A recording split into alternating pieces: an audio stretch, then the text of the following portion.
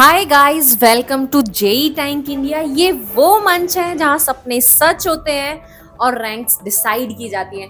आज हमारे 3 contenders compete करेंगे खुद को ये प्रूव करने के लिए कि जेई मेंस 2026 में सबसे ज्यादा ऑरा किसका है। एस्पिरेंट्स, मैं हूं physics the king of concept. जिसने मुझको समझ लिया उसने रैंक को समझ लिया, और मॉडर्न फिजिक्स से लेकर मैकेनिक्स तक मैं ही स्कोरर हूं।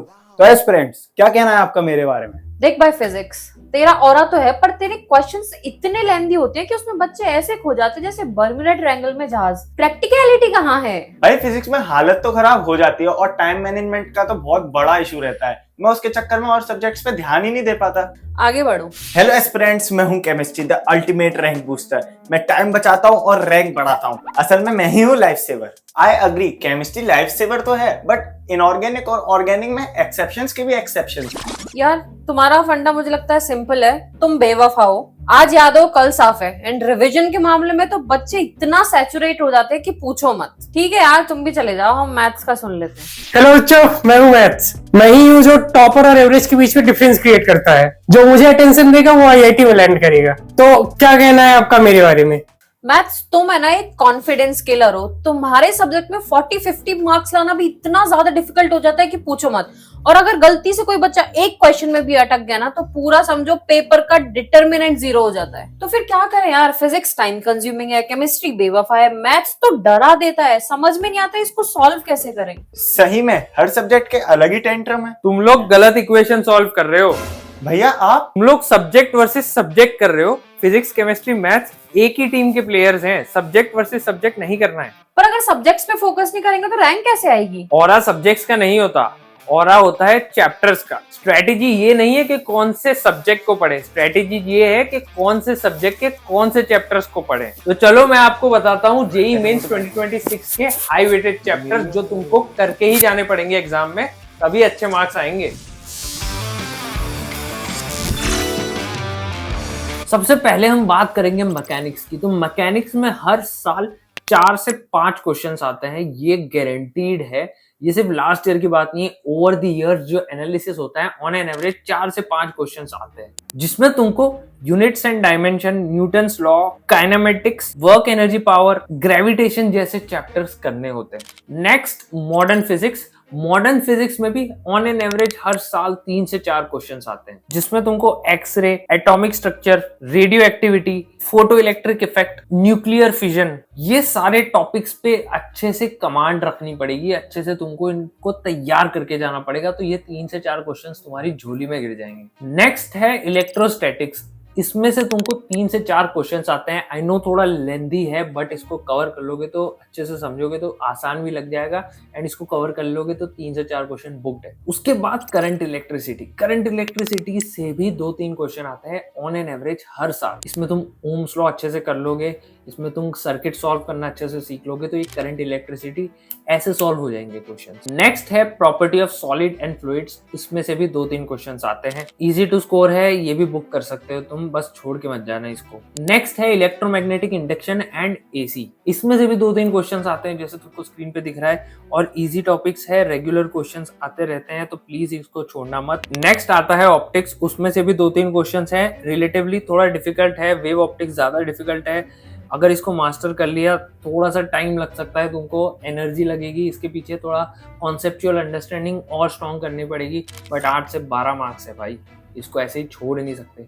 एकदम मीडियम लेवल का तो करके ही जाना, कि बहुत लल्लू सवाल होगा तो कर लोगे तुम, छोड़ोगे नहीं। देखो, फिजिक्स एक ऐसा सब्जेक्ट है जिसमें मॉडरेट क्वेश्चंस 45% तक होते हैं और 40% इजी क्वेश्चंस रहते हैं। बाकी के 15% आई एक्सेप्ट कि वो टफ क्वेश्चंस होते हैं जिसमें तुमको टाइम लगता है, और तुम अगर पहले वो टफ क्वेश्चन सॉल्व करने में ही लग गए तो तुम्हारा कॉन्फिडेंस भी एग्जाम में गिर जाएगा, एंड तुमको ऐसा लगेगा यार क्या हो रहा है मेरे साथ, मैं तो सॉल्व ही नहीं कर पा रहा हूँ क्वेश्चन। अगर तुमको कॉन्सेप्ट अच्छे से समझ आ गया है एंड तुमने बहुत सारे क्वेश्चंस की प्रैक्टिस करी है, तो तुम एग्जाम में न्यूमेरिकल्स आराम से कर लोगे with restricted time as well. अब केमिस्ट्री के हाई वेटेड चैप्टर्स पे आ जाते हैं। सबसे पहले जो केमिस्ट्री में हाई वेटेड चैप्टर है वो है हाइड्रोकार्बन। हाइड्रोकार्बन से भी 2 से 3 सवाल आते हैं हर साल। देखो, ये बहुत ही हाई स्कोरिंग चैप्टर है। फोकस तुमको इसमें रिएक्शंस पे, मैकेनिज्म्स रिएक्शन के, और नोमेनक्लेचर पे कर लोगे तो समझ जाएगा तुमको अल्केन्स, अल्कीन्स, अल्काइंस क्या होता है। अगर ये चीजें समझ गए तो तुम्हारा ये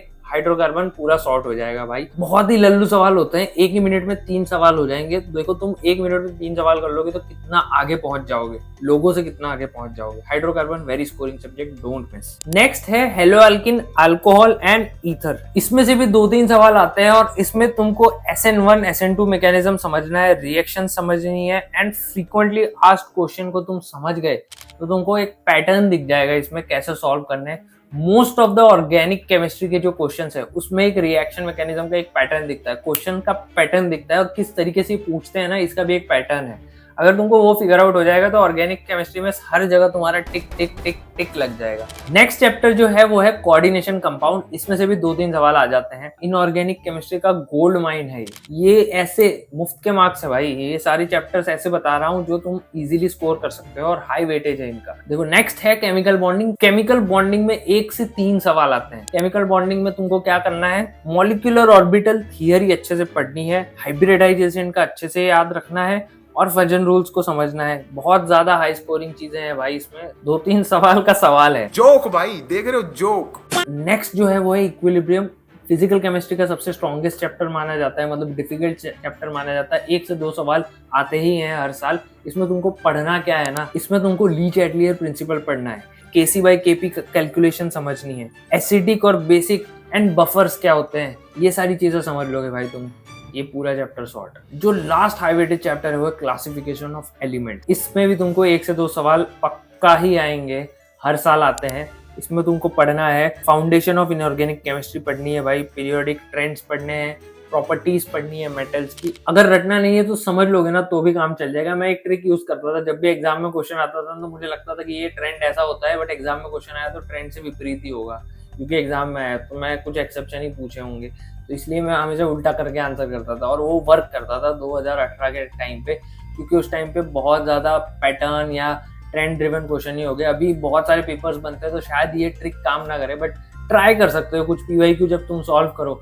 PYQ सॉल्व करने के लिए बेस्ट बुक मैं तुमको रेकमेंड करूंगा, ओसवाल बुक्स के 24 इयर्स जेईई मेंस के PYQs का एनालिसिस है। ये जो डाटा मैं तुमको बता रहा हूँ ना, इसमें सब कुछ मेंशन्ड है और सारे PYQs एक ही जगह मिल जाएंगे। ऐसे माइंड मैप्स भी मिलते हैं फास्ट ट्रैक रिवीजन करने के लिए। अगर तुम माइंड मैप से रिवीजन करोगे तो तुम्हारी स्पीड भी फास्ट होगी। PYQs के लिए इधर उधर भटकना नहीं है, सब कुछ यहाँ से तुमको सॉल्व करना है। सारे 24 साल के पेपर्स के PYQs मेंशन्ड है। So this is my very strong recommendation. Link तुमको डिस्क्रिप्शन में मिल रहा होगा, जाके तुम परचेज कर सकते हो ओसवाल बुक्स की 24 years previous year question paper की book. Mathematics is one of the difficult subject जो अक्रॉस जेईई के बच्चे जो पढ़ रहे हैं वो अग्री करेंगे। हर कोई डरता है मैथमेटिक्स से। मैथ्स में जो सबसे ज्यादा पूछे जाने वाली चीज है वो है डिफरेंशियल कैलकुलस। इसके एग्जाम में 4 से 6 क्वेश्चंस लिख के आते ही हैं। लिमिट्स समझ लो, डेरिवेटिव समझ लो, एप्लीकेशन ऑफ डेरिवेटिव समझ लो, ये 4 से 6 क्वेश्चन तुम इजीली कर पाओगे। हाँ, ये समझना मुश्किल है, आई नो कि मैं जितना बोल रहा हूँ कि जितनी आसानी से ये समझ लो, वो इतना आसान है नहीं। तुमको n नंबर, मतलब मैं तो बोल रहा हूँ भाई जितने क्वेश्चन प्रैक्टिस हो सकते हैं ना इसके करते ही रहो, क्वेश्चन प्रैक्टिस करते ही रहो। जब मन करे भाई कि मैथ में कुछ करना है तो इसके क्वेश्चन सॉल्व करने लग जाओ, ये क्वेश्चन सॉल्व करने ही है। नेक्स्ट है इंटीग्रल कैलकुलस, जिसमें से 3 से 4 क्वेश्चन आते हैं।